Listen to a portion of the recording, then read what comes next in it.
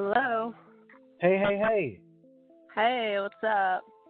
Can you hear me okay? Yeah. Okay, because I've been trying to record with like this headset on and it never ever works. So I wanted to make sure we're good to go. Well, it's working. Well, for those who don't know who's on the other end, Molly, Darling Rage Nation, has joined me for some shenanigans. Say hello to the humans out there in the world. Hey, humans. What's up? And animals. There's probably animals listening. Because I'm sure that there's a lot of animals who listen to Anchor regularly. Well, they do. I mean, maybe not even by choice. They could just be in the room and, I don't know, hear the sweet sounds of Darling Rage Nation wafting throughout their house. And they're like, who is that? Why don't I see them? But we decided to do this interview to just kind of chat, and there's really no specific purpose. I just wanted to kind of share a bit of your creative journey and how you got onto Anchor and all that stuff. So if you want to kind of tell the people a little bit about you and your, life mission, tell your life story. Start from birth. My entire life story. Okay, so 1988, I was born. Fast forward to 2017. I actually joined Anchor just like 2 weeks ago, which is kind of insane considering where we're at now.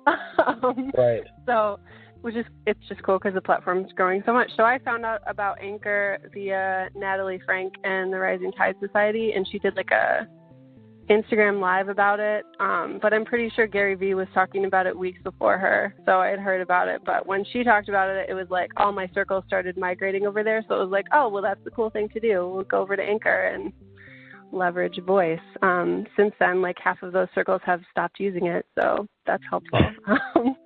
Right. It's been interesting to see if people get attached to it or not. Yeah, and I've definitely gotten really attached to it because it's just a really good way for me to make new content that's off the cuff and not scheduled. Because basically, so life mission, I'm an artist, a painter, like fine artist. So I sell my stuff, and I'm a creativity coach. So I talk about creativity all day long and how you can access it and make your inner critic shut up and all of those good things. So Anchor was a really perfect platform for me to talk about those things all the time. And I've learned how to be a little more creative with it too, with like different segments I've been playing with. And yeah, so that's basically the story behind that. Nice. I really love the off the cuff stuff, just like your kids and the singing and all that stuff. Like, it's super rad to hear little bits of life. You actually inspired me to start doing the whole sound of Starbucks thing when I go to Starbucks in the morning and just let it play, because you hear all the clinks and the noises and the beeps and things. It's not as cute as a baby going ba ba, but but yeah, well, I mean, it helps to have kind of musical and extroverted children. My 2-year-old is extroverted. My 5-year-old is usually like, don't point the phone at me, because I'm already not cool and she's not even started kindergarten. So that bodes well for the future. Yeah, she's already jumped into her teenage phase. Seriously, though. You're going to come home and she's got tattoos and piercings and a giant boyfriend. Oh, my God. He's my boyfriend. His name is Ricky. He's 12. Well, yeah, we'll see. She's a little bit scary. She's an instigator, so she's definitely going to be a leader of some sort someday. But right now, that looks like not wanting to listen to me ever. So. Well, from what I've gathered about you over the past few days, it seems that you are very much a leader type, and that would make perfect sense that she would follow those footsteps. Oh, yeah, for sure. So, yeah, we're almost the exact same personality, so that is very interesting, dynamics-wise. But, yeah, thanks for the compliment about the segments. That's been really fun for me to do and, play with, so. Yeah, it's been good. Just talking the past few days, it's pretty apparent that, A, you're very good at gifts, and also very good at just providing good life advice. There was the recent. Oh, thanks. Generally, you've helped me, but in the same vein, you've helped kind of other people just by talking on Anchor and being forthright with helping people. And I think the compassion really shows when you're talking about, I'm on this journey with you and alongside of you. So at what point was there like a trigger in your life as to when you wanted to like start helping people, or do you feel like you've always been kind of like that? I've always been kind of like that. Yeah. I've always been super extroverted and super just like, I will be your cheerleader, and what are you excited about? I have no idea what you're talking about, but I'm really excited for you. Like, I'm kind of right. a puppy. But it's super, super fun for me. But like on this, as far as a trigger for like this specific path of like creativity coaching and like the whole Darling Rage thing, that all came about from basically like 2 years ago now, when I had Jake, who's my second kid. With both of the kids, I had really severe postpartum depression, which is why I also touch on mental health a lot. So because the first time around, I didn't know what it was. Like, I didn't understand that I wasn't supposed to feel like miserable. Right. So that was really rough the first time around. And then the second time around, I knew what it was, but I was like, oh crap, going to deal with this all over again. Right. So when I had Jake, I basically ended up being like on my couch with him, which is kind of inevitable the first few weeks, but like it doesn't have to last as long as it did. And that was because of postpartum depression. So I was pretty much like couch bound for like 3 months or something like that, like to the point where I was really not moving. Like I wore like, there was like a dent in our couch where I was just all the time. Like it was that bad. So I was just watching TV and like eating food kind of sometimes, and feeding Jake and snuggling with him, and that was it. But like not really having any willpower to do anything else. And so it went on so long that I don't even know what it was, honestly. There was just one day when I must have been watching like a documentary on Netflix or something, but something like flipped a switch, and I just was like, I am freaking sick of this. Like, what the heck am I doing? And I need to do something to take control, but I don't know what to do. And I had like a journal nearby and like some crayons that Penny was playing with, my daughter, and I was like, I've been an artist my entire life, and I have not made anything for like the duration of my marriage, and it had been like years. So I was like, you know what, I'm just gonna doodle, and I'm just gonna do that. So I started drawing, like doodling, and not worrying about what it looked like, basically, for like 2 minutes a day, not even, as long as I made something.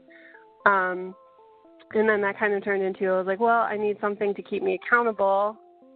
So I decided to start posting on Instagram once a day. I was like, well, I'll just post like daily doodles or whatever.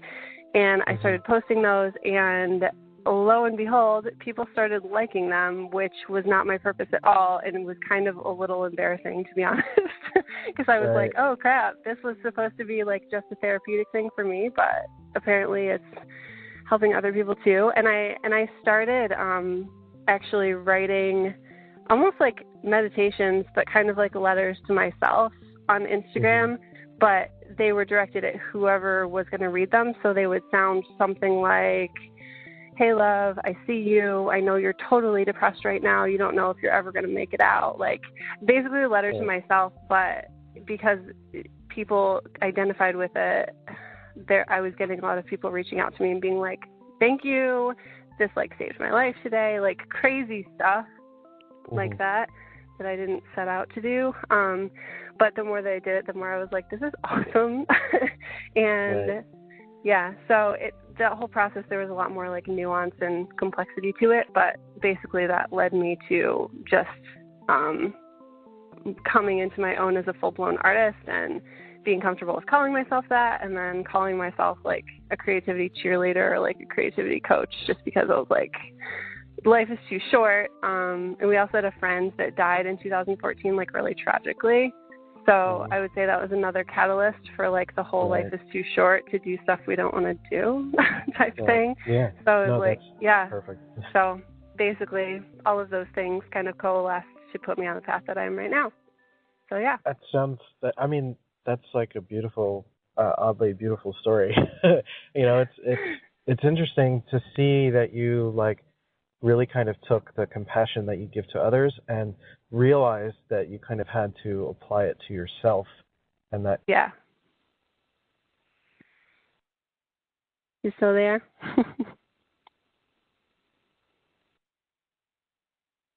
Hello.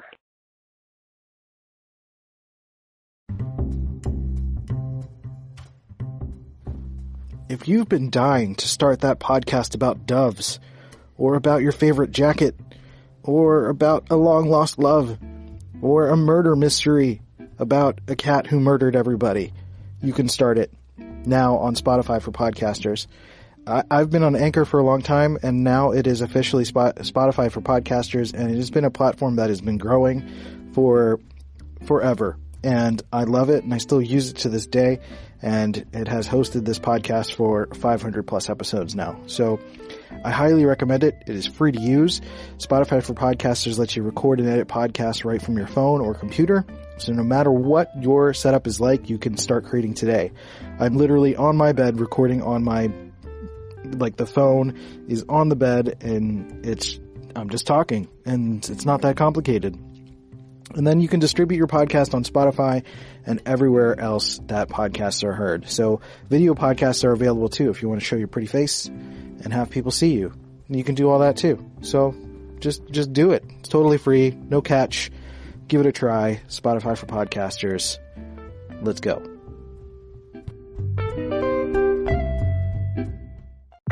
Based on the true story that shocked the world. Critics are calling A Spy Among Friends on MGM Plus a thrilling new Cold War drama. Treason. That's what I'm accusing you of. With spellbinding performances. I am not a traitor! Starring Emmy Award winners Damian Lewis and Guy Pearce. You're trying to get me killed. Give me one reason why not. Are you lonesome? A Spy Among Friends. Watch now, only on MGM Plus. Oh, hey. Hey, welcome back to the party. Thanks. We got cut off, so I like pretty much just talked to myself for about 5 minutes. So good times. About that. Perfectly normal for me to just talk to myself in a subway parking lot. Yeah, 'cause Anchor. 'Cause Anchor be anchoring. Yeah. Pretty much. So what I was saying, it was just like, it was hearing that I was complimenting you again, and it was like, stop it, we get it, cut it out. But basically what I was getting to as you were explaining sort of your entire life story. I'm very terrible call. Right. That it seemed that you were able to like harness your own compassion for others and kind of eventually turn it on yourself when you needed it. And that ended up turning into something where you could help other people. So like it kind of became this back and forth, which I think was pretty cool. And I think the notoriety you're getting for that, or have gotten for that, is totally worth it. So thanks. To finish that compliment, I wanted to ask if there was a particular point or inception for the name Darling Rage Nation. Yeah, so like going back to the story that I kind of glossed over a little bit, when we lost a friend in 2014, like so that was basically the catalyst moment for where that name came from. And fun fact, his name was Jake, so that's who my son is named after, actually. Okay. But he was like my husband's best friend, and like one of our best friends, and married and had 3 kids, and like there was basically a tragic hiking accident, and it sucked. And it was the first time in my life that I experienced actual heartbreak. Like I didn't know that you could feel that crap physically. It just sucks. So we basically went into like, grief mode, as you do when you lose someone. And and I basically went into a whole thing like where I was like wrestling with my entire belief system and like whether I thought God was actually good, and like, was wrestling with all of that, because I was like, well, if I believe all of these things, how is that still possible if Jake is dying like when his son is 5 weeks old? Like just really crappy, hard, intense things.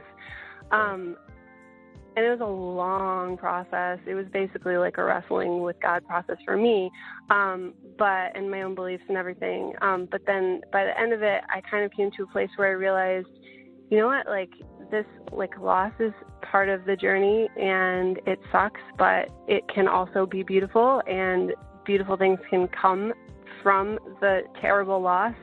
And I am darling and loved, like right in the rage of grief and the ugliness of life, and that's definitely true. Obviously, like that journey was complex and hard and like gut-wrenching and took months, if not at least a year. Right. But I kind of came out of it on the other side. It was almost like a Phoenix situation, I guess, where like from the ashes of such a crappy situation, I had like brand new self-awareness that was just so rock solid because it was like tested through life crap.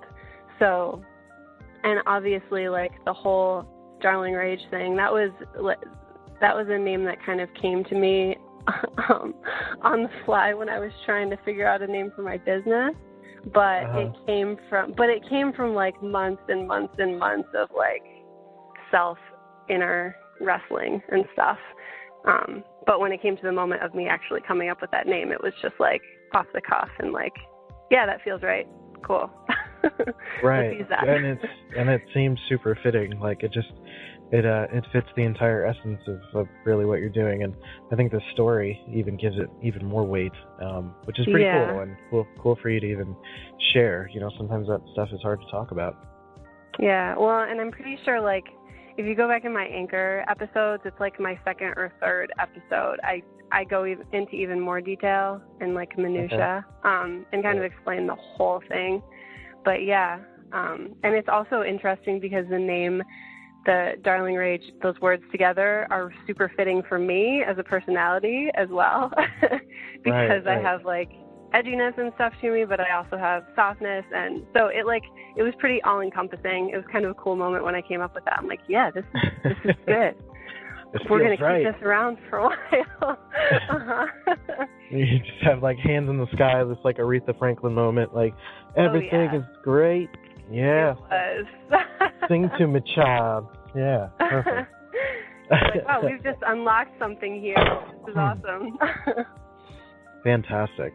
Super, super glad to hear that that's kind of like fitting your identity. Do you feel like it's a good like launching pad for really getting you going in like creativity, just having a good strong name like that? Yeah, and not even like so much the name, but like the why behind it, and because the name wouldn't have come if I hadn't had honest like inner wrestling. Right. Because for such a, like, we all kind of we don't all figure that out. A lot of us, if we're fortunate, and it's going to sound really crazy, but if we're fortunate actually enough to go through really difficult suffering and circumstances, those usually are the catalyst moments that make us really question everything, which we should. Right. So I'm thankful in a way. I totally agree. I mean, for me, it wasn't necessarily like an exact moment, but it was, when I was a kid, I've always been faced with my mortality pretty young because of my depression and sort of like worldview. I never really attached to any kind of faith or anything. I always had it kind of thrown at me, so I always questioned everything just by nature. I didn't really attach so much.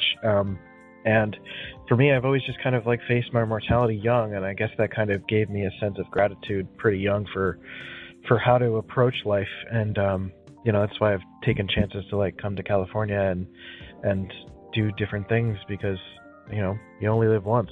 YOLO. Yeah. And that's pretty rare in rock and roll, because most people, like the vast majority of people, stay safe for their entire life and then have tons of regrets when they're older. So. Right. Good job. And, like you're saying, sometimes like, as unfortunate as it is, like some people do need that kind of catalyst, whether it's a loss of a loved one or some other sort of big thing, to like really let them know, like, you're a person. You're a human. You're mortal. You have, you could be done tomorrow. And as morbid as terrible as that sounds, like, I like to tell people that because you could die tomorrow. As I think Gary Vee says that a lot. Like, people ask for advice, like, what are 3 words that you were gonna that you would give anyone? And it's like, you will die. It's those are your 3 words of motivation. Go do something about your life. Right. And sometimes you get arrested by it, and sometimes you can use that as motivation. But I think it's like a perspective rewiring to be able to find the way to, like, turn that into a positive and say, all right, it's not necessarily like, go spend all your money and plan crazy trips and go do that tomorrow. Don't be reckless, but to find ways to appreciate the things you have in life day to day.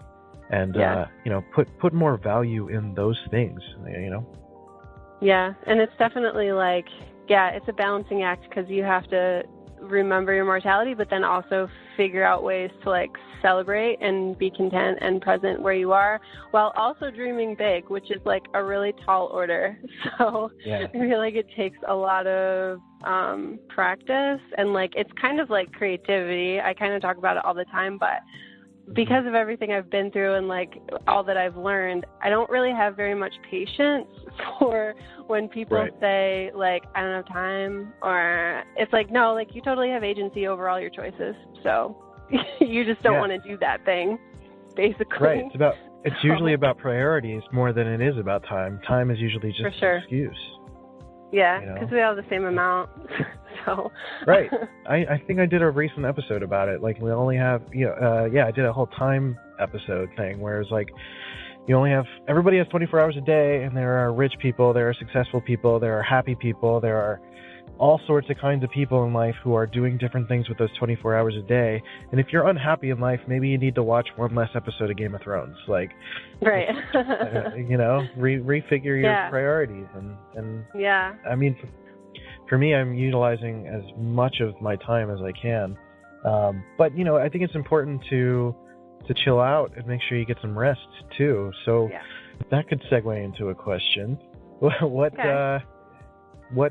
kind of chills you out? Like, what do you do when you need a moment? I mean, you don't always have a choice because you have kids, but if you could, without any kind of restrictions, what would recenter you in life?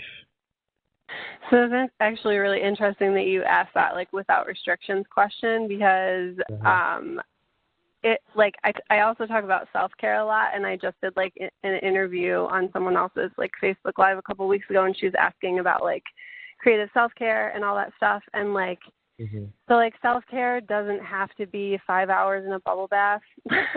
Like, and especially as a mom, I've learned the value of time. Like we were just talking about, like, I can literally, I just had to take control and realize what the tools are at my disposal. So I've gotten really into, like, meditation and mindfulness and learning how to, even just, like, learning how to breathe in the moment, because if you're not, like, educating yourself on that stuff, it's really easy to kind of, like, knock it down and be like, oh yeah, I'll learn how to breathe, whatever that means. Like, but really, really, like, intentionally learning how to breathe and, like, being curious and not judgmental about your reactions and, like, digging into them. So I think it's one part, like, meditating has really helped me a lot with that. But if I really need to, like, chill out, like, if I'm really tightly wound, I have to make something. So I have to paint, or I have to angry doodle, which sometimes is just, like, a Sharpie to a piece of cardboard. And sorry, cardboard, but it usually gets freaking destroyed. Or, like, sing or dance. I have a background. I'm kind of like a connoisseur of all different arts, and my bachelor's degree was interdisciplinary arts for children. So it was kind of a teaching background, but also, like, drama and music and dance. And so any of those things, if I can do them uninterrupted, that's, like, the goal. So I'm kind of the same way with, like, the stuff that I enjoy. I want to, like, fully immerse myself in, like, all the different things that I love, and being able to do those things really does bring me a sense of peace, particularly with music or even with video editing and stuff like that. Like, I want every bit of it and I want to make sure that I can do like every aspect of it as possible, and really just like, you know, just give everything I've got to it. So, I had a question and I lost it because I'm saying dumb things. So I wanted to ask a dumb question before I got into other dumb questions. So usually one of my favorite things to ask people in general when I meet them is, what is your favorite color? Do you want an explanation for that as well? If you want. I mean, this could be a 2-hour conversation for all I know. Because I have a really good answer and explanation for that question, so I'm just like prefacing to make sure that it's okay, that it's more than one word. Bring it on. Okay, so I'm a visual artist, so color means a lot to me, and like color theory and psychology of color. Anyway, so my favorite color right now is cadmium yellow, because it's like really warm yellow. I wish that I could like show people the visual of what it is, but it's basically like a sunflower petal is that kind of yellow. And I love it because it's like full of sunshine and positivity and hope. And also, fun fact, when you put cadmium yellow on a canvas with other colors, it amplifies those colors without drowning them out. And like that's the kind of thing that I love doing. So yeah, there's my answer to that question. Sounds like a color that is like darling rage personified. Exactly. Right? It helps things. It's warm and powerful them. all at the same time. Yeah. Warm and fuddly. Warm and fuzzy and or cuddly. Whatever you want to. Cuddly. However you want to. Fuddly. Warm and fuddly. That doesn't even sound like a pleasant word, fuddly. Ugh. It doesn't. All right, so I'm not going to answer that question because I don't have an easy answer. So, you don't even have a one-word answer to that question? You know, I go all over the place. Like I tend to hover around the color wheel like every few years. Right now, it's kind of in like a pinkish purplish range. That's kind of like why all of my sort of like personal branding stuff is like this purplish pinkish hue. I really love the mix. I really love the mix or the dichotomy of like a nice bright pink and a nice like bright blue.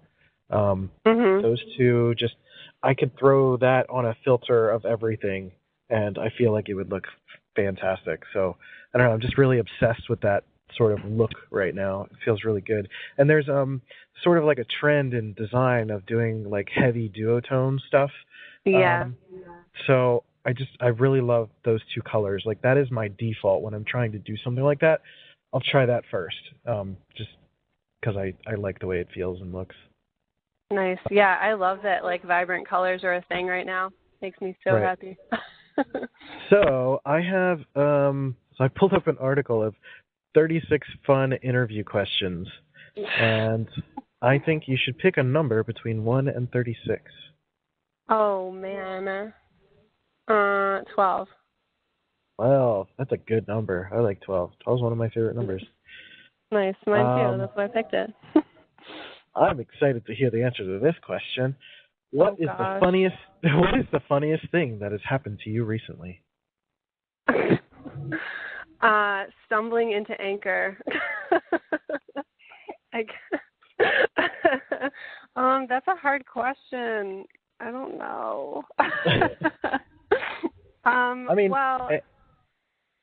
So the only thing that I'm coming up with right now is like related to my kids because it's just like a circus all the time.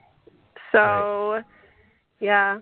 So I guess it's funny, I guess, but it's also kind of gross. Like, so my son, because it's summertime, whenever we're at my parents' house, like swimming, he just like runs around naked, and then, which is totally fine. But the other day, I picked him up, and he acted like he was a little puppy, and he peed on me. But I had to go to an interview like right after. Oh no. And all I had, because I literally had to like jump in the car right after that, like I was picking him up to hand him to my mom before I jumped in the car, and I was going to be late, so I like couldn't do, yeah, it was bad. So I had Febreze in the car.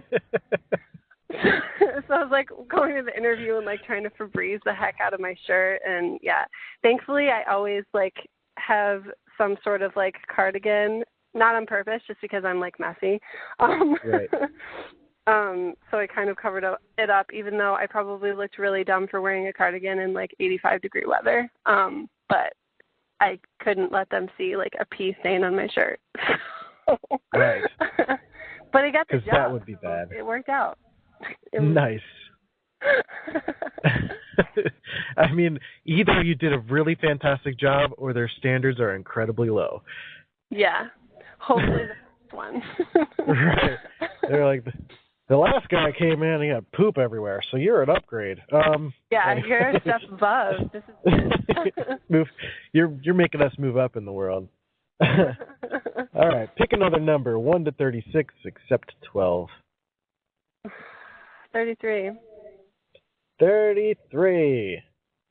All right. This is stupid. Awesome. You've been given an elephant. You can't give it away or sell it. What would you do with the elephant?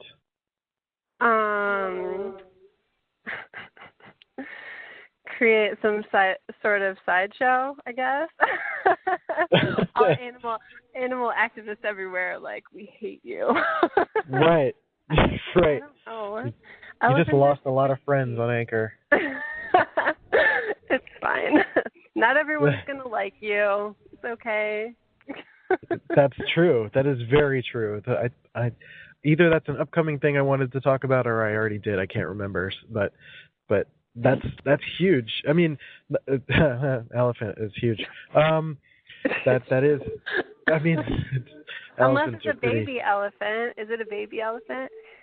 They didn't specify. So if it's a baby elephant, you might have a little bit of wiggle room as to what you can do with it. Literally, because I could maybe fit it in my house. Probably not, but, it's fine. I mean, it'd be pretty great. Somebody walk into your house and be like, is that a baby elephant? Yes, it is, because we're just that BA around here. Right? Living the dream. Uh-huh. Anyway, pick another number, 1 to 36, except for 33 and 12. 7. Somehow I knew you were going to say 7. That's super weird. Yeah, really weird. What was the last gift you gave someone? A hug. That's a solid gift. Yeah, a hug or probably a painting. I really like to. I'm having a hard time like walking the line between pricing my stuff appropriately, which is, if I were to for everything, it's kind of insane because of the value of paintings. But I also, on the other side of my business, really like to randomly give huge paintings to people because sometimes, especially like, this actually, I think this was like 2 months ago, actually, I had a friend who had a friend who lost her son, and she was telling me about her, and it made me think of one of the paintings that I just finished, so I wrote a note to her on the back, and I just gave it to my friend to give to her, so, because I really like spreading color love. Right, you're full of all these touching stories. Right? Apparently I can't help it. Well, yeah, I mean, you're just full of darling rage. You're just trying to give it to everyone you can. I mean, basically. Right? It's the epitome of like, I don't know, it's, the vibe that I get and that I appreciate is like, you're respectful and loving and caring to people, but you won't exactly let people run you over either. No. That's the rage part of it, which is like, yeah, fantastic. well, and it's like a balance, right? Right. Everything's got to be in balance, and like I like thinking of it like a muscle. Like muscles are like useless unless there's tension, So there's got to be tension for it to be strong. So my Libra brain really appreciates that. Not that I care about astrology, but I don't know much about astrology besides the fact that I'm a Scorpio, and that means that I'm intense, apparently. Yes, there's. I kind of like, quote unquote, studied astrology for like a year because I don't know why. I got into like this real obsession about it. I just thought it was fascinating as a thing. I didn't really believe in it, but it was more about personalities of people more than it was like the stars and things. Like I really like. Yeah. I've always liked breaking down personalities and personality types. You know, you being the ENFP, and I am an INTP for you guys if you don't know. For the Myers-Briggs types, and you know, I've always been fascinated with like gender studies and personalities and how people interact with the world and how they think. And I think astrology was just kind of like another way to sort of find ways to break that down. Yeah. So it wasn't necessarily about like saying you're a Scorpio, you're obsessed with sex. You're a Libra, you're obsessed with stability or being unstable. And you know, you're an Aquarius, you like to tell people they're being stupid, stuff like that. Good stuff. It did freak me out a couple times because I was able to like guess people's signs based on their personality traits a couple times. And I was like, Crazy. no, that's just a wild guess. There's no way that's actually true. So I kind of stopped because I didn't want to like become a believer for some reason. I didn't want to do that. You're such a rebel. I was like, I don't want to give in to that. That just doesn't feel right. I had to cut myself off. Anyway, I'm going to pick the next question because I'm reading them, and I think the next one's going to be a doozy. This is question number 8. And what were you like in high school? So I laugh at that because it's a pretty even 50-50 split. So like freshman and sophomore year, Aeropastel, super preppy, super like did everything right, like did everything I was supposed to do, like on the honor roll. Actually, I was on the honor roll for my entire 4 years because that's just kind of my personality. But plot twist, I really like nasty breakup after I think it was my sophomore year. So like the summer after my sophomore year was really nasty breakup, and that basically like spun me out of control and basically planted the thought in my brain that I must be worthless, even though I didn't realize it at the time. Like that's definitely what was happening. And so I started being pretty like self-destructive in every way possible. Mm-hmm. So like, not that it's bad to be emo. I have so many friends who are super emo, but like I was super like emo and like had the haircut. I need to find those pictures. Yeah, I'm like refined adult version emo, I guess. It's kind of funny to see like the adult versions of emo kids. Like you kind of see each other like in adult dress, and you're just like, yeah, I know who you really are.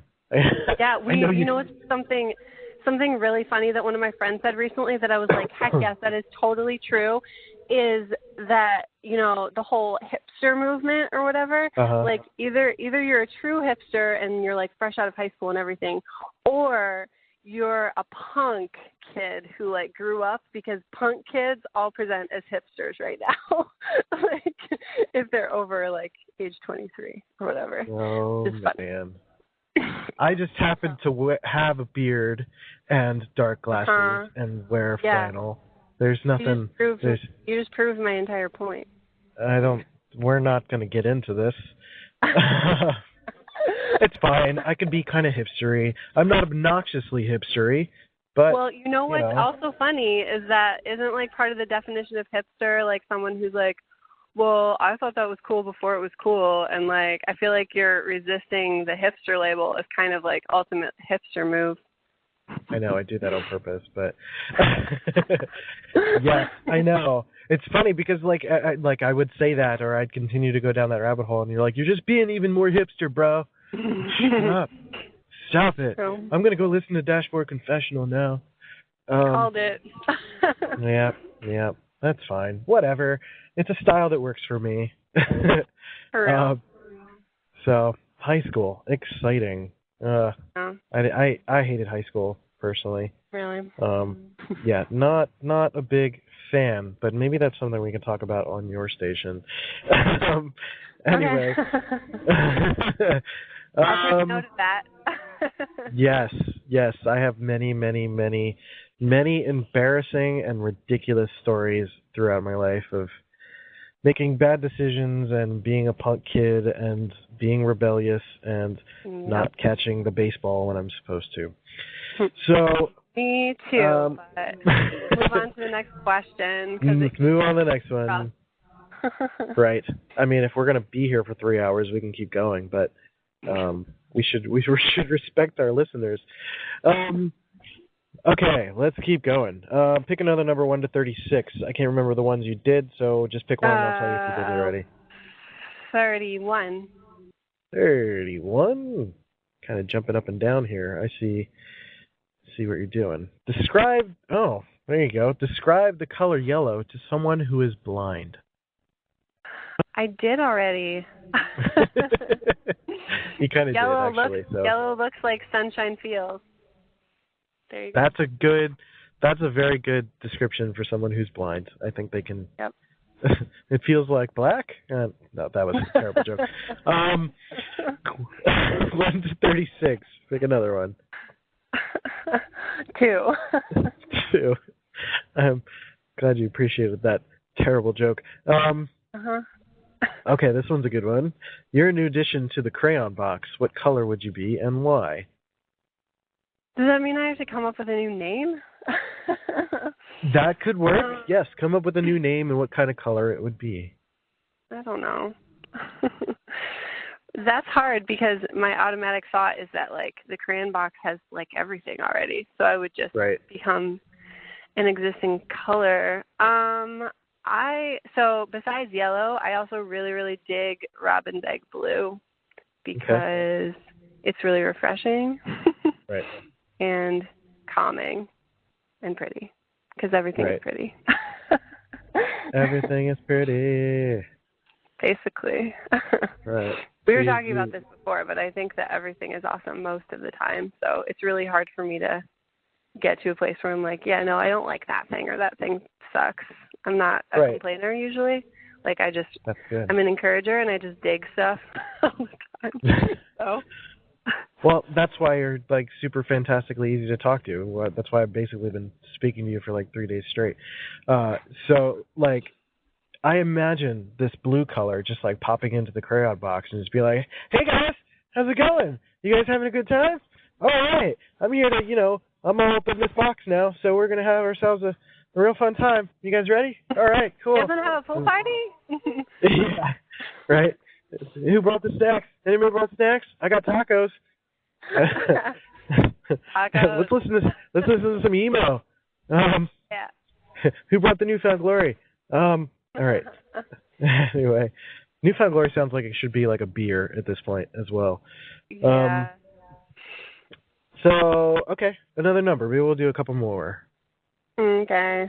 11. 11. Number 11. I'm going to read this in an old-timey voice. Tell me something about your last job, other than money, that would have inspired you to keep working there. That was kind of Bane. That was kind of Bane-ish from Batman, wasn't it? It was, actually. Tell me something about your last job, other than money, that would have inspired you to keep working there, Batman. So, okay, Bane. So that's interesting because so my last job, for people who don't know me very well, and actually, like, even if you know me on Anchor, you probably don't know this, that I'm like a super overly certified teacher. So I have like 5 certifications. It's redonkulous. Nice. Not using any of them right now. So that's the rebel in me, apparently. So the last full-time position I had was teaching inner city kids at a charter school. And if my boss wasn't completely batshit crazy, I would have stayed for a number of reasons, but mostly because of the kids. I actually did, I was privileged enough to not really have a full classroom. I got to work with kids one-on-one, and I did, play therapy. So basically I got to hang out one-on-one with all of the kids who, had rough home situations or, school adjustment difficulties, and there were some really sad stories. But yeah, the kids would have kept me there because I just really liked being able to bond with them one-on-one and encourage them and let them know that they're worthy of love and belonging, like I like to do for everybody. Right. So that was really rewarding. Clearly there's a common thread in all of the work that I do. So. Right. You're just this big ball of joy and love and yellow.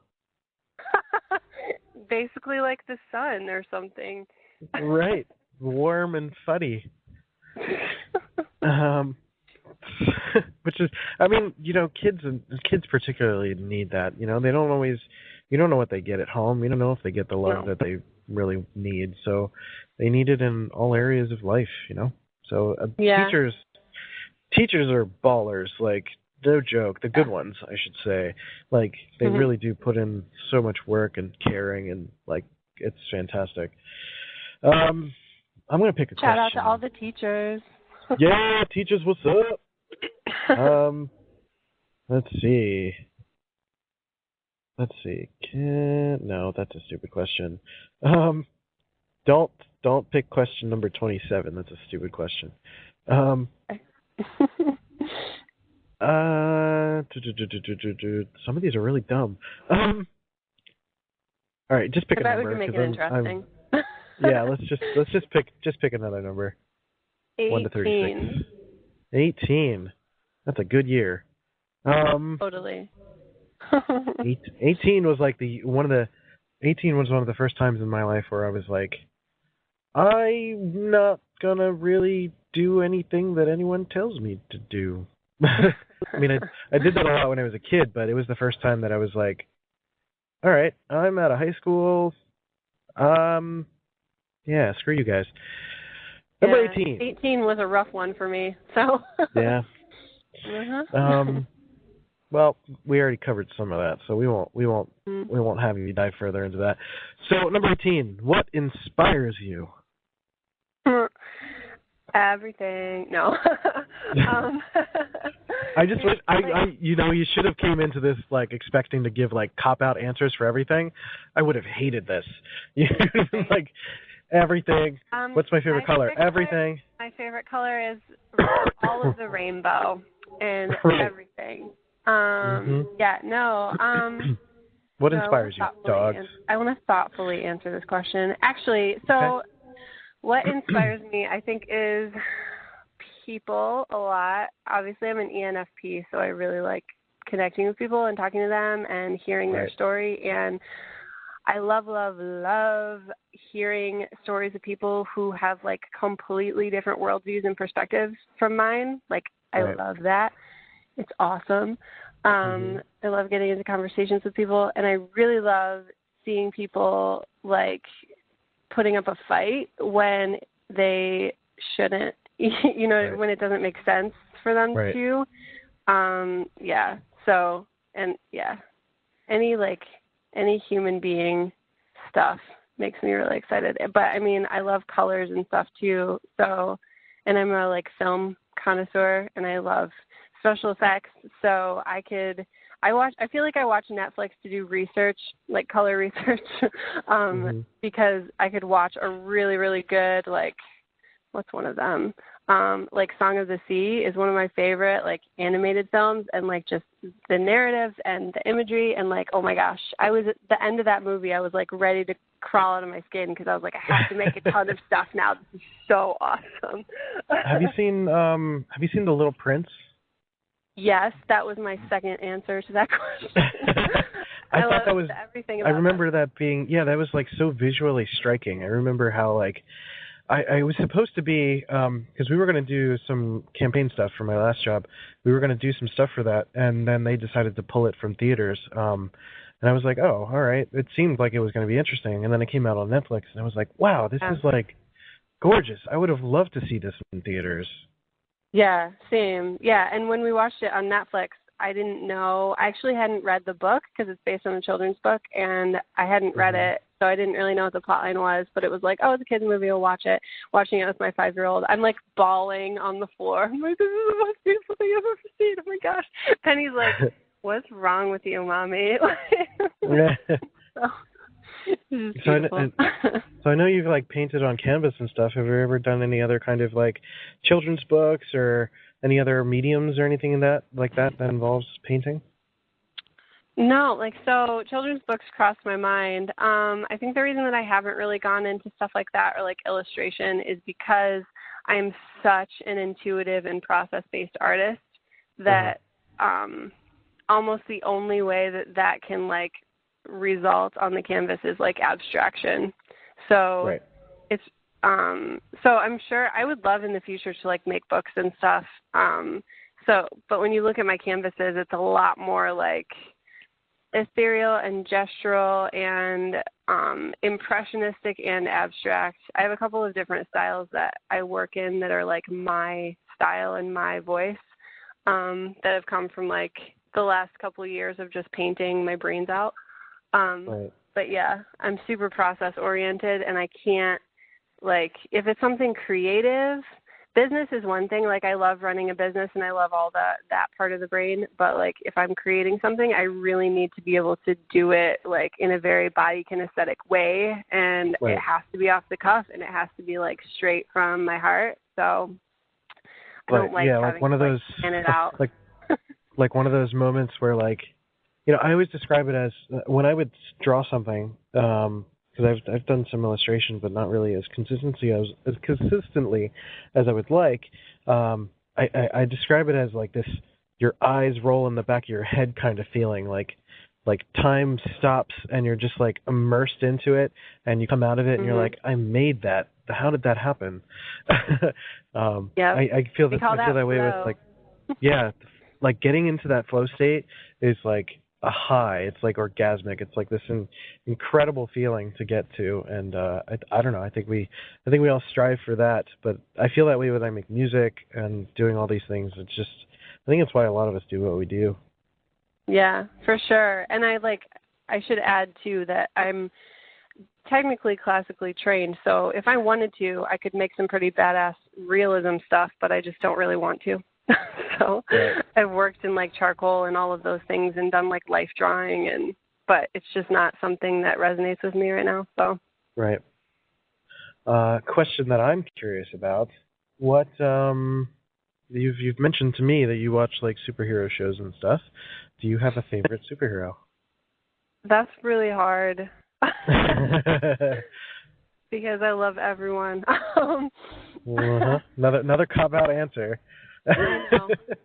Well, so here's another cop-out answer. I really, like, right now, I love Wonder Woman, but mostly because she's just, like, total BA woman on screen, and, like, you can't get around how awesome she is. Like, she's just incredible. And I kind of love, I mean, talk about, like, Darling Rage and, like, that dichotomy. Like, I love how sweet and, like, totally innocent she is.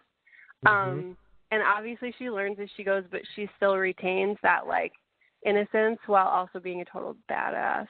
So that's pretty rad. And I you know, it's nice to like, I wouldn't say finally see that on screen, but like it feels like it's so rare to like get such a well-developed female character that is so confident and sweet and cute and sexy at the same time without being like overtly that way. And it's just it hits all of those fantastic things of her just being a complete badass. And I've always appreciated women who are strong and intense, and like not just from like, you know, attraction standpoint, but as people, like they're a force to be reckoned with, and it's so cool to see that on screen. Yeah, and I think there is something to be said, too, for, like, the well-rounded character, because I appreciate that about her as well, and that's part of the plot line, honestly, is, like, her relationship and her ability to be vulnerable, and, like, because sometimes with, like, the whole feminism thing, and I'm probably going to get in trouble for saying this, but, like, sometimes it can become, like, so far on the other side where you have to be, like, hard about everything that you, like, can lose the human connection and vulnerability and like that softness that all human beings, like no matter what gender, were like made for. And we don't have like that vulnerability factor. It's kind of like pointless. So. Right. The well-roundedness is really what it is. And you're right. It's like, you know, it's interesting to see that it can get too far into like that cliche feminist sort of mindset, where it's just, feminist means like, ironically, like being aggressive or being a dude, Yeah. which is totally weird. But Yeah. I see what you mean. Which is a gender thing and not, yeah. Right.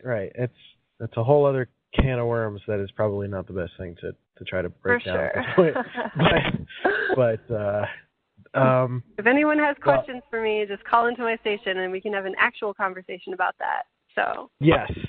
I am not. I have thoughts about stuff like that, but I am not qualified to be like the smart person when it comes to that topic. Like, I like to talk through and work through that sort of stuff. I think it's interesting and fascinating to discuss, but I often end up accidentally hurting someone's feelings because I'm still actively working through it. Yeah. So, you just say something weird and it's like, but he said that somebody was a dude, and I'm like, that's not what I meant. Yeah, so I sorry. think a good rule of thumb is to not assume people mean a certain thing when they just say something, like offhand. Like maybe ask them and listen.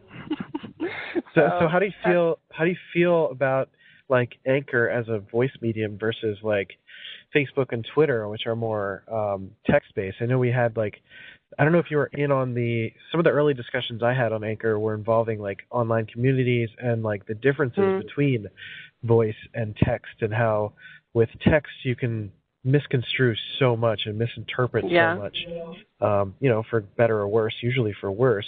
Whereas the voice medium, and particularly with Anchor, I think it's also a matter of the community. Like, Anchor's been such a nice, supportive, great community. I haven't yet come across any like weirdos or mean people, really. But how do you feel about voice versus text? Well, I love it, obviously, because I'm on Anchor all the time. But yeah, it definitely adds that more human element, because there is like a tendency, even though we say it all the time, like social media is a highlight reel, and like when you're looking at somebody's text that they sent or like comment, like you might not know the context, but like we all still go into a flying rage for no freaking reason over like a Facebook post. So and like Anchor is really, really cool because it's so much, you're connecting so much closer to the actual human. Like, you're hearing their voice. They might like cough, or you hear like their kids in the background, or like there's actual real-time human happening. So I think it's much easier to have conversations about things because, in essence, even though you're not in front of the person, you're having a real conversation. So Anchor's awesome for that. Like, some of my favorite stuff has been like that sort of like real life stuff where you hear like somebody in the background, somebody's kid walks in, or just like a quick little interaction, and you get the sense that like they're not just someone in a recording booth. They're talking on their phone on their couch or in a bed, and then their kid comes up and they're like, "Ba ba," and you're like, "Ah." Yeah. Well, and it's so relatable. Right. It's fantastic. Yeah.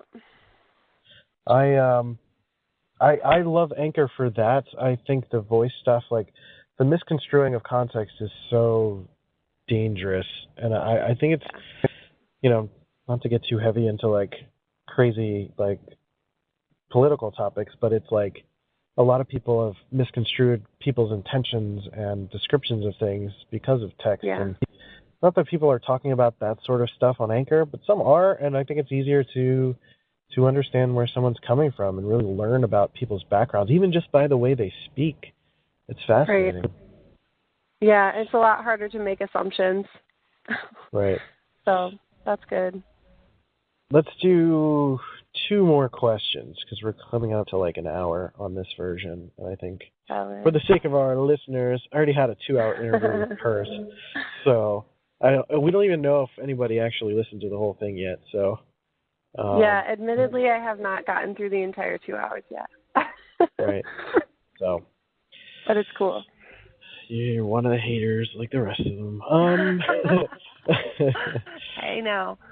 I know. Which is like, I know I make those kinds of jokes, but like you're the least possible person that would actually be a hater to like anybody. Aw, thanks. Let's see. Let's see. A lot of these are like interview questions, so I'm trying to find one that's like just a general like fun question, like job interview questions. That's funny. Right. It's like really random questions, like how many square feet of pizza is eaten in the U.S. each year? Like what? Why would I know that? Yeah. It's like, why would I know that? Or like, is it to like try to get them to like pretend to see if they'll pretend to know the answer, or they say, I don't know. Why the hell are you asking me that? Right. Yeah, that's actually a pretty valid point. Like different people, it's always good to be able to say, I don't know anything. Right. Oh man. I'm not going to pretend to. So, I know you've been married for years and years and years, and I'm sure you guys still go on dates. Make it sound like I'm super old. You've been married for about 57 years. You've been married for like decades. And for years and years and years. Sorry. And to be fair, we got married. I was 21, so right. That's pretty much like my adulthood so far. Right. No, you said 1988. I'm old. So basically. 1985. That's just, I'm not that much older. Oh, but, years. Big. Oh. Look, 3 years is a big difference. Like 28 felt like an eternity ago. Okay, so we're not friends anymore. Right. Generational differences. Right, oh my we're God. done. What was I leading to? I had a question. I don't know. All right, essentially, what would your ideal night out or date be with your husband or random stranger? I don't know. Or random stranger. Well, I really like exploring new places and just kind of letting it be an adventure. So if we had if time wasn't an issue, because the kids are usually getting babysat, so that's always like a thing. But yeah, no, I really, really like road trips.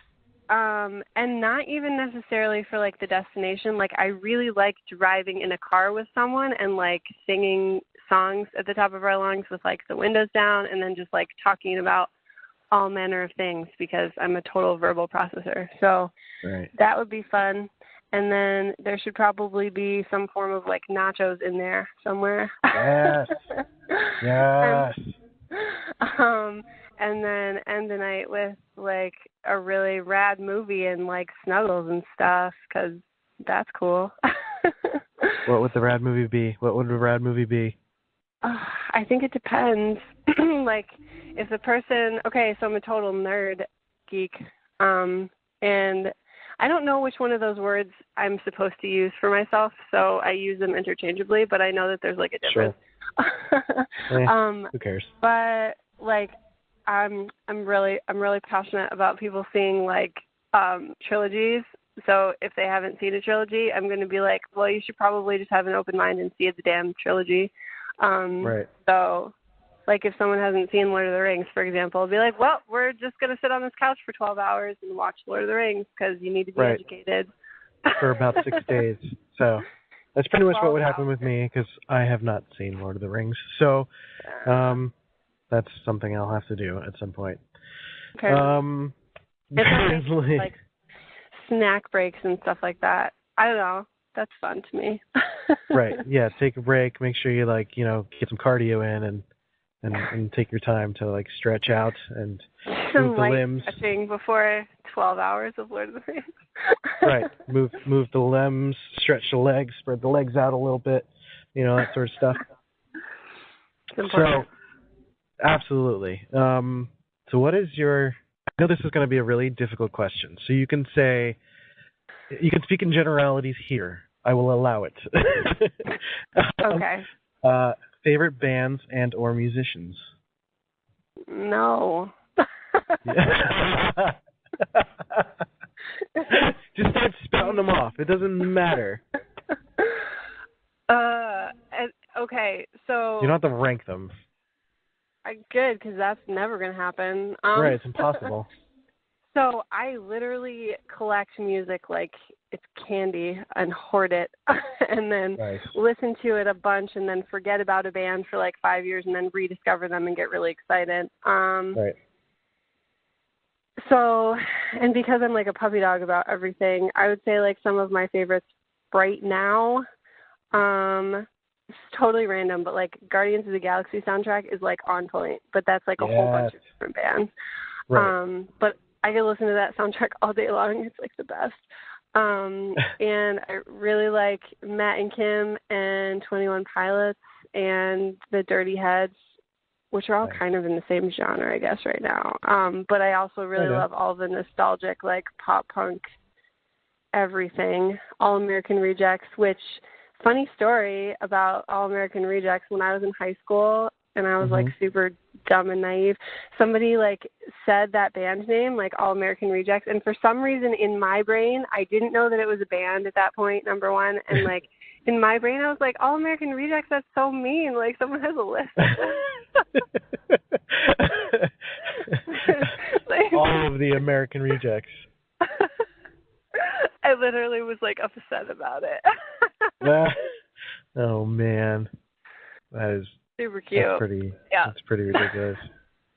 I remember seeing them in high school. Well, maybe not high school. Maybe I was just out of high school, but like the Warped Tour. Pretty much any band that's played the Warped Tour is a band that I would have grown up and listened to and appreciated, and still listen to. Same here, except for I've never been to Warped Tour, which is a tragedy. Oh man, that's super sad. Sorry. Wish so we had a time that machine. could be a date sometime too. Right, that would be a good one. Like that would be rad. That's like if a time machine existed, like that would be a nice like time machine back in time sort of date. That would be a good idea. That's true. I would also really be interested to see like the original Woodstock because my mom was there and I don't really believe how she explains it. That's funny. All kinds of shows that we could travel to. Right. That would be fantastic. In that vein, do you have a favorite show that you've been to? No. No? Yeah, no. I have lots of really, really good stories across multiple genres. Like I have some pretty badass stories from like metal shows that I've been to. Nice. But I think I literally one time was pretty much kicked halfway down a hallway and didn't go to the hospital because I was like 17 and just thought it was rad that I literally had a shoe mark on my stomach. But I didn't die, so that's awesome. Perfect. I think one of my favorite shows. Okay, here you go. Favorite show and one of my favorite bands of all time that isn't a band anymore is The Format. Okay. I saw them too. And so good. And live and in person, Nate was just so, I think because he's like so passionate in the way that he gets into his lyrics and connects with the audience and just like, he does that type of thing where he'll like sing so passionately that his voice will like break up and get all like husky. Like I love that kind of stuff. It makes me really happy. But he always did like different, like almost like different piece bands. Like he would have like a trombone randomly up here and always like, and have like the audience split up into groups and do harmonies. So I guess like I really loved it because it was also such a community thing too. Right. Like, yeah. I saw them with, it was Taking Back Sunday and Jimmy Eat World, I think it was. Oh my gosh, that's a great show. It was a pretty intense show. The show itself was good. I was with my ex-girlfriend at the time who was like, we were at the like tail end of our relationship, so she was kind of miserable. But but I had fun. I was like, ooh, this is great. And she was just like, yep, I'm here. I'm like, all right, whatever. I'm going to enjoy it. I also should add like that like 5-year period when ska was really cool. I went to see like the OC Supertones and the skanking circle that was happening was like the biggest one I've ever seen in my life. It was so good. So that's another highlight for sure. Yeah, I miss when everyone agreed that ska was good. now you get mixed reactions, but I don't know. I still love it. Like when I'm in a terrible mood, yeah, like ska is like what I go to. I will throw on some Save Ferris and go crazy. And I've been thinking of doing like a carpool karaoke type thing on Anchor, and I think Save Ferris might be first on the list. I think that's going to be that's awesome. the thing. So I think that'll be fun. And what was the first concert you went to? Oh, that's a really good question. Or like first big concert. I mean, you could describe it if it's a small show, but No, it was a big one. So I went with my dad. I had no idea what was going on at the time. Right. I think I was like 8, but he took me to see Hootie and the Blowfish. What? So that's such a good first show. I had no idea what the hell was going on, but it's a pretty great first show. Also, right. I'm pretty sure that so word associations and me just totally missing things. Like 8-year-old me was like, oh, Hootie and the Blowfish. It's like, I don't know, a soap opera. I don't know. Which I also thought soap operas were like people sing and there's lots of bubbles. So there was. It sounds so much better than what soap operas actually are. Word. My first concert was Ricky Martin. And, what? Ricky Martin and Jessica Simpson. That's such a preppy boy concert. Well, my mom went and she took me. Like she was like, I'm going to a concert. You want to come? And I was like, okay, sure. Your mom really wanted to see Ricky Martin. Yes, she did. And who could blame her? He was the heartthrob at the time. Yeah. Living La Vida Loca. But I've always been a sucker for good pop music. Like I was never ashamed of it. Even in high school when like people would make fun of you for like, you like Britney Spears, you like NSYNC? I'm like, that shit is catchy. And they got good dance moves. I would learn the dance moves with my little sister. It was pretty stupid. Gosh. Like I could vaguely remember all the dance moves for Bye Bye Bye. I was just going to say that's the one that I mememorized was Bye Bye Bye. Yeah. But I know every word to the No Strings Attached album. So. There was Are you the type of person? These days it's kind of a trickier question, but do you like listening to albums start to finish, or are you more like random singles and songs? I think for the most part I'm more like random because my attention span is not that awesome. But however, there are exceptions to the rule. Like if I know that a band or an artist purposely like created this album to be like a narrative, then I'll go through it like song by song, and usually I'll do it while I'm doing something else. So like if I'm painting, and like I think like Sleeping at Last is a really good example of that. Like his albums are really narrative and awesome, and I can listen to them all day. But for the most part, I jump around because ADD. So. Yeah, I'm very much album driven, but it kind of depends. But mostly, if I'm listening to an artist, I would like to dive into their album. I think you learn a lot about an artist based on like where they put a song on the album, like what track listing, and how they approach the album as a whole. I think you learn a little bit more about an artist that way.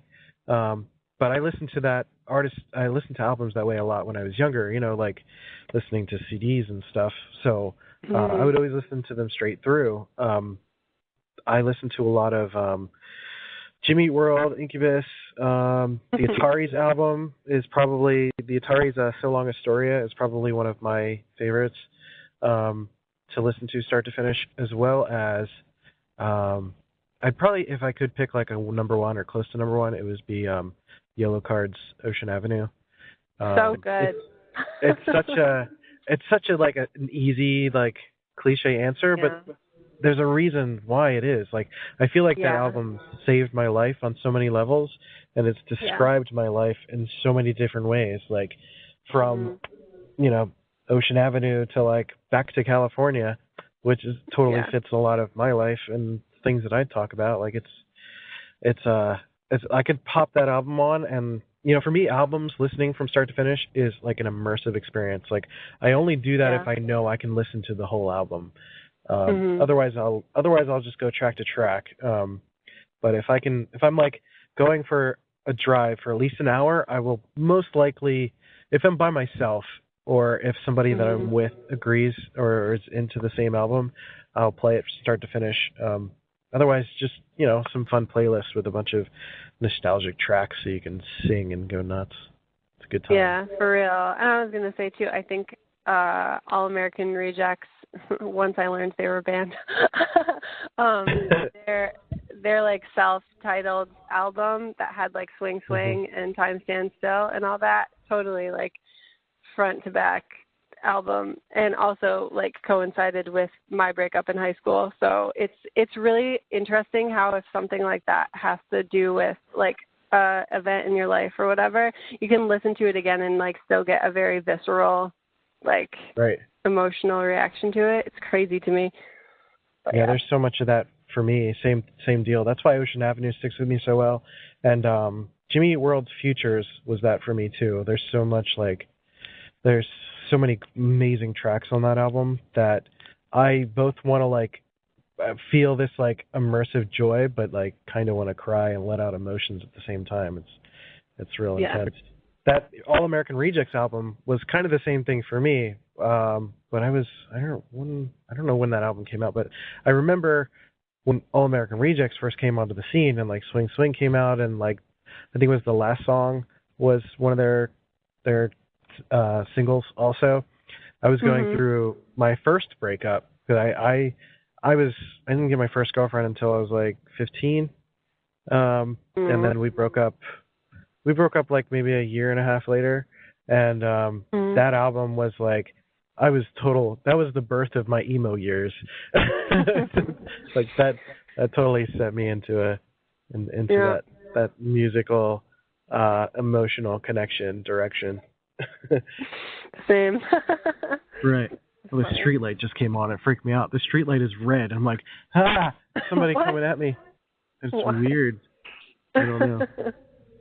Anyway, I don't think I have any other questions. This has been an hour and 5 minutes of jolly, jolly goodness. Do you have anything about yourself, your station, I don't know, anything about music or I don't know, whatever that you want to provide your last words?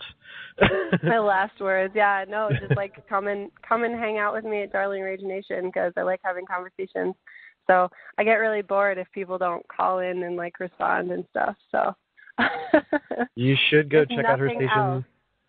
Right. Come and have conversations with me so I don't get bored. Right. I mean, enjoy the music, enjoy the good times. She's always given some rad advice. I love just stopping and listening to the music. I think your selections are fantastic. And I think it's nice to get immersed in the conversations.